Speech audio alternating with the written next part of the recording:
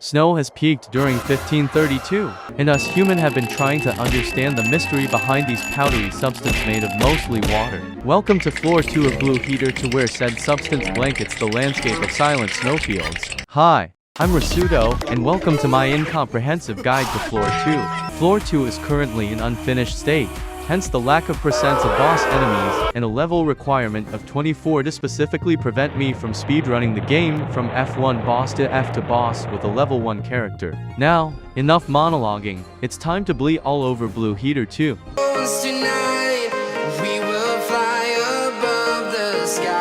To reach floor 2 of Blue Heater 2, you must face the Skeleton King again because he was mad and wanted a rematch. So what you must do is to accept his challenge and beat him in the ultimate gaming match and emerge victorious once again in order to travel to silent snowfields. First and most important thing to do in floor 2 is to light up all extinguished campfire you come across, and they will be very useful to you later on. Here are some important campfire locations that you need to know. Western Cliffside, which can be reached by just following the path from starting town.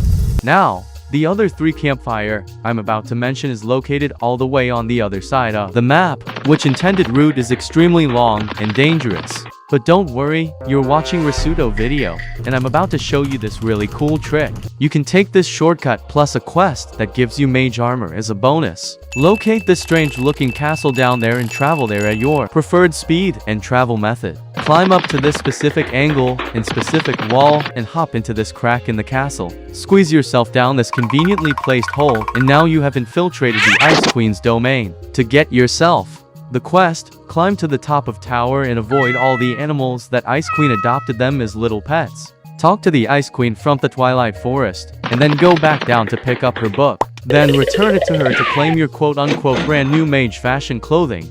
With that quest out of the way, you can take this bridge to instantly access the other side of the map and unlock these following campfires: Spirit Forest, Deep Woods, Desecrated Path, that are located within a short proximity to each other, with Desecrated Path as the closest campfire to the town of Orrington and Castle. Now, let's get into quest. First quest that may catch your eyes upon your first arrival is Medra asking you to exterminate the suspicious sheeps that could be wolves in disguise. And so, using your trusty magic spells to spill the still water and abracadookie jawbreaker upon ye, to quickly remove the bad sheeps from the face of the planet, and receive a large amount of XP. Once you've completed the quest, you might have noticed something. Your spells against enemies in floor 2 aren't as effective as you might expect. That's why you need the abilities from floor 2. Here's how to find them.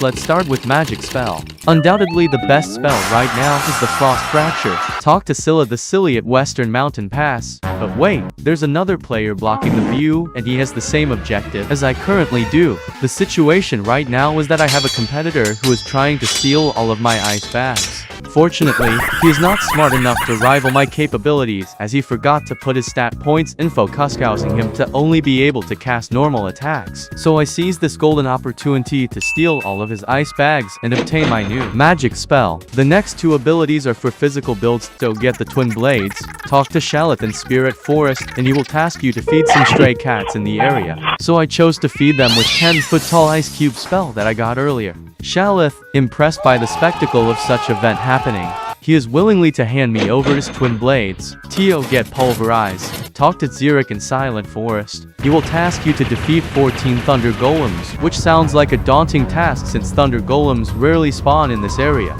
But wait, nobody told you to defeat said enemies in this area. So what you want to do is travel to Spirit Forest and drop down this conveniently placed hole that leads to Whispering Cavern, which you can light up a campfire here, and now you can quickly defeat a bunch of Thunder Golems, as they do tend to spawn a whole lot in this area, and teleport back to Silent Forest and claim your rewards. Now that you have obtained the new spells, let's tackle more quests. At Castle Elam, there is an NPC that gives you a mission to defeat 100 goatmen. Chat with him to get started on your mission. Speaking of chat, there is a solid evidence that there are a grand total of 3 individuals who watched my previous Blue Heater video through the recommendation from chatgpt.com. If you are one of those 3 individuals, please smash that like and subscribe and ring the tower bell. Instead of going around the map defeating goatmen mindlessly, you should do dungeons. since dungeons are going to be your main grinding spots for the rest of eternity and until the heat death of the universe. You should know the dungeon locations. The first dungeon is Arcane Archive, which can be accessed from Western Mountain Pass. This dungeon has only uncommon drops.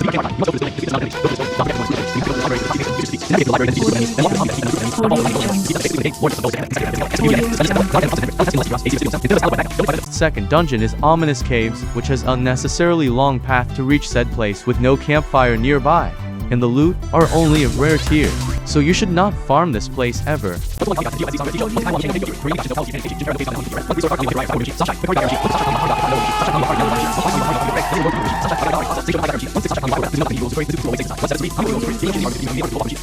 The third dungeon, as of the uploading this video, has the best drops with super rare tier gears and fairly short length. Plus it has multiple goatmen in this dungeon, so you can grind out the quest and gears in the process. For important talent orbs, I'll leave it up to you to look up other people's guides because I didn't record myself picking up most of it. Bye.